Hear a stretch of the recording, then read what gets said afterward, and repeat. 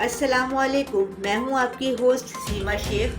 ہر خبر mission news کے ساتھ۔ ڈپٹی کمشنر جام شورو کیپٹن فرید الدین مصطفیٰ کی زیر صدارت ENI گیس کمپنی جھانگارہ کے نمائندوں اور متعلقہ عملداران سے ملاقات کی۔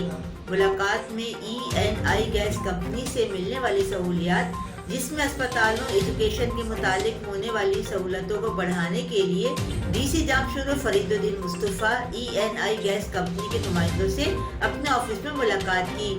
ملاقات میں ایڈیشنل ڈپٹی کمشنروں Shaukat Ali Ajan, DHO Jam Shoro doctor Mushtaq Ahmed Solangi, assistant commissioner سیوا Noor Muhammad Khero, DO primary Karim Soomro, ENI کے محمد قاسم، خالد عزیز، ہینڈس کے غلام مصطفیٰ کے علاوہ دیگر نے شرکت کی، جس میں DC جام شورو نے کہا کہ آئندہ سوشل ویلفیئر کمیٹی کا اجلاس بلائیں گے۔